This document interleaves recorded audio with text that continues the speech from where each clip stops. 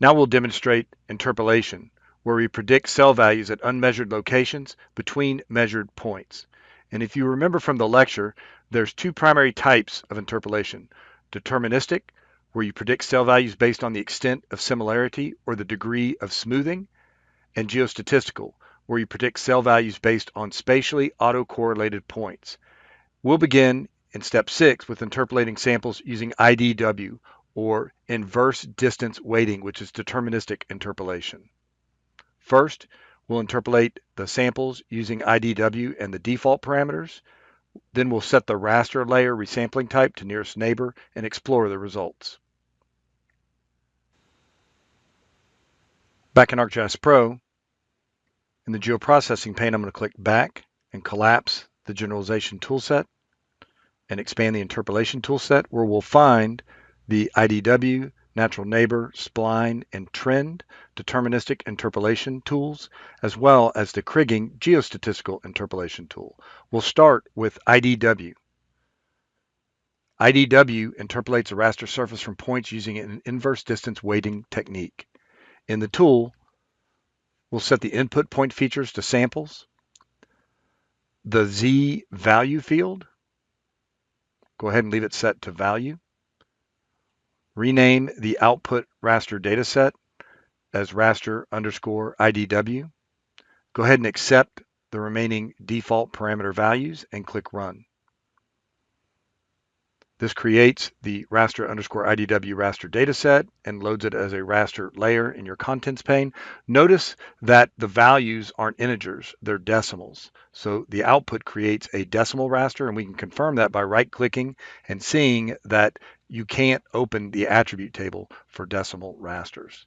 Now, it created a smooth look, and that's because the way that it is rendered. If I go to the raster layer ribbon and under rendering, click on resampling type dropdown.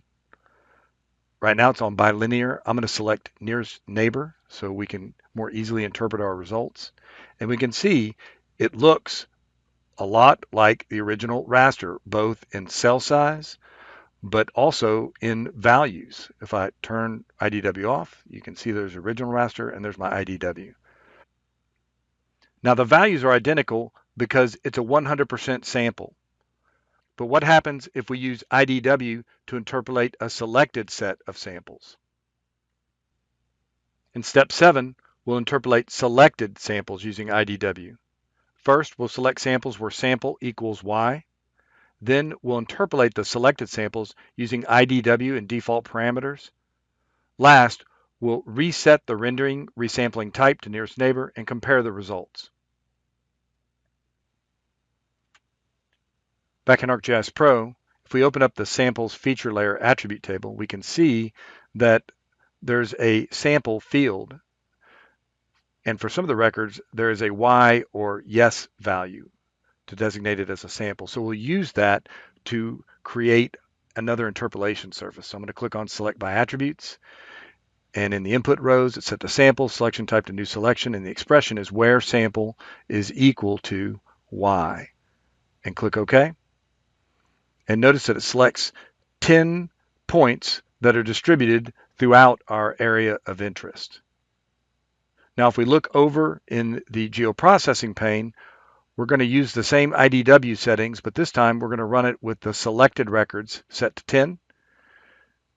And we're going to rename the output raster as raster underscore IDW2. Go ahead and click Run.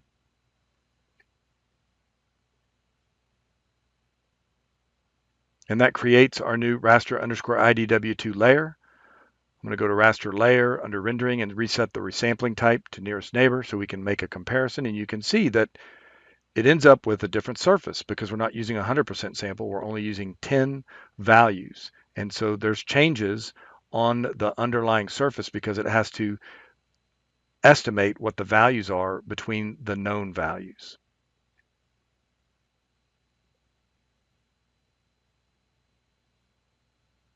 All right, go ahead and save your ArcGIS Pro project. In step 8, we'll demonstrate geostatistical interpolation, where we'll interpolate selected samples using Kriging. First, you'll interpolate the selected samples using Kriging with 1 meter output cell size, and then we'll reset the raster layer rendering to nearest neighbor and compare the results.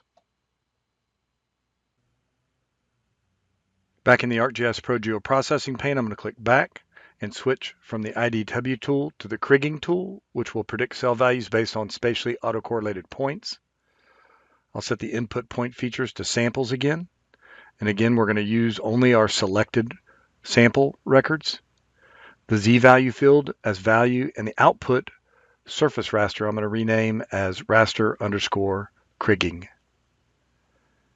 I'll accept all the rest of the default parameter values and click run. And that creates our raster_kriging raster data set and layer.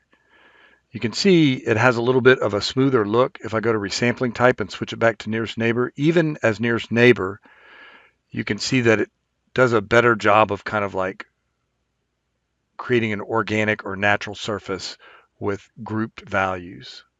So you see kriging used a lot in industries that interact with the natural world, like agriculture, geology, and energy exploration. Go ahead and save your ArcGIS Pro project.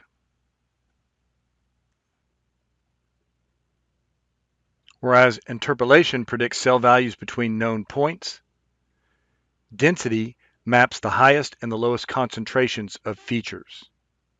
And so in step 9, we'll calculate density for selected samples using point density. First, you'll set the population field to none, the neighborhood to rectangle 3x3, and the area units to square meters, and create and explore your simple point density surface.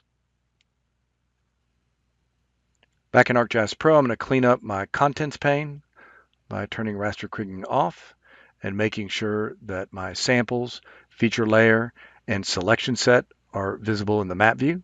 And then in the geoprocessing pane, I'm going to collapse the interpolation toolset, expand the density toolset, and we're going to use point density to calculate a magnitude per unit area from point features that fall within a neighborhood around each cell. In the point density tool, I'm going to set the input point features to samples, and we're going to use the selected records. We're not going to weight our surface, so we're going to leave the population field set as none. Go ahead and rename the output raster as raster_density. I want to simplify the way the density is calculated. You can see there's different geometries. We're going to switch it to rectangle with a width and height of 3 cells, and then change the area units to square meters. Go ahead and click run. This creates our raster_density dataset and layer. And if we explore it in the map view, we can see that around individual sample values, we have a little bit more dense. Where there's no sample values, there is not much density at all. And then when there's more sample values, there's more density. And if we click on one of the cell values, we can see this is 0.22 units per square meter. And we can recalculate that using Windows Calculator. And if I know that my area, in this case, is 3x3 or 9 square meters, and my number of observations is 2, I can do the math as 2 observations divided by 9 square meters equals 0.22 observations per square meter. All right, go ahead and close Windows Calculator and the pop-up window. I'm going to save my ArcGIS Pro project.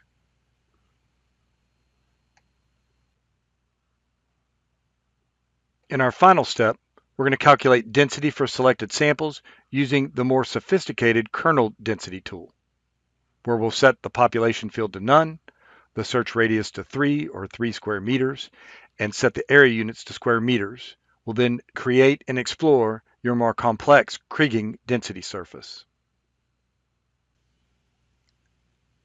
Back in the ArcGIS Pro Geoprocessing pane, I'm going to click back and switch from the point density tool to the kernel density tool, which calculates a magnitude per unit area from point or polyline features using a kernel function. Go ahead and open the tool and switch the input point features to samples, and we're going to use the selected records. Rename the output raster as raster underscore kernel. Switch the area units to be square meters and consistent with the original raster density layer. Go ahead and accept the remaining default parameter values and click Run.